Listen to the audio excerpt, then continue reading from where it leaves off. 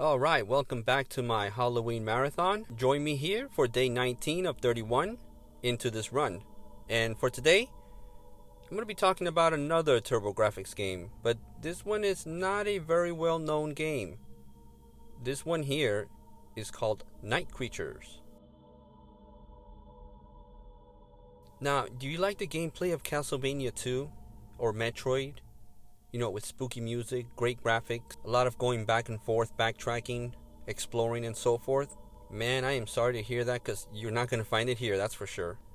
So there you are, just, walking in the middle of the night, in the middle of a field, minding your own business, when all of a sudden, a female queen vampire decides to swoop down from the sky and bite your neck. It's a tale that's old as time, if you ask me. What can you say? And the queen is called Hecate? How do I pronounce that?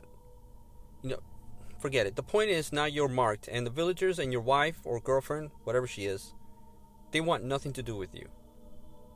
Luckily, there's a fat gypsy woman willing to help you. You know what? This game is more and more similar to real life than I thought. The gameplay is somewhat similar to a game like, Castlevania 2, in that you're going to be backtracking a lot in the game to progress. And as you beat the bosses, you're going to get the ability to switch to different animal forms. You got a wolf, an owl, a badger, and a bear to choose from. That's a pretty cool feature, not seeing it. Okay, you know what? It's still a cool idea, okay? Now, you can only switch to an animal for a short period of time. The stronger the animal, the more vitality it's going to take away from you, which means you have a shorter time span to be that animal. But luckily, you got weapons to assist you. Like you can see here on the menu, you got an axe, a sword, a crossbow, just to name a few of them. You also get secondary weapons like the holy water and wolf's bane to assist you. Now, in the manual, it states that you could save the game if you were rich enough to own a Turbo CD or Turbo Express. Wait, what's that? You don't have a Turbo CD? Too freaking bad! You can't save. Sucks to be poor, huh? And guess what? No password system either, which means you will have to play this game through and through. But you know what? You do get to continue where you left off. But you only get a limited times to continue, which kinda offers up a reason to replay it from time to time, if you are into inflicting pain on yourself like that. So how's the gameplay? Well, let's see. Hit detection is off by a lot. It sucks. It's plain and simple, it sucks. You think you hit an enemy, but usually you take a hit or two before you hit them. Now, luckily, most of the enemies will drop small star-like objects to replenish your vitality, but it starts to eat on you fast. Your character, it moves about real fast and loose, almost like if you were gliding on ice.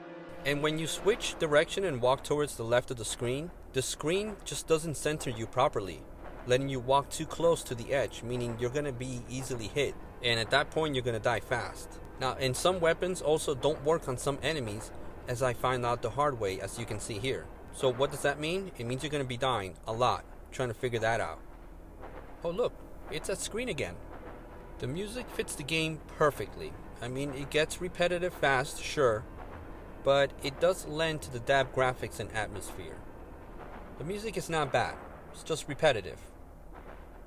Very repetitive. Now, I couldn't get far in this game. It's a shame too. I mean, this is one of those games that hurts to play because you see the potential and the ideas in place, yet it seems like they were executed by drunk monkeys working on keyboards. If the controls were just a bit tighter and the gameplay was slowed up a bit to let the controls catch up, I can easily see this as being a TurboGrafx hidden gem. But as it stands the way it is, on a scale of 1 to 10 with 10 being the best, I would probably have to give this one a 4 at best. So, well, there you have it. This was Night Creatures on the TurboGrafx16. I'm sorry if you own this game. So be back here for day 20 when I will be talking about a good game for a change. On the GameCube, that brought back a horror classic that is still considered one of the best of the franchise. Stay tuned for that one.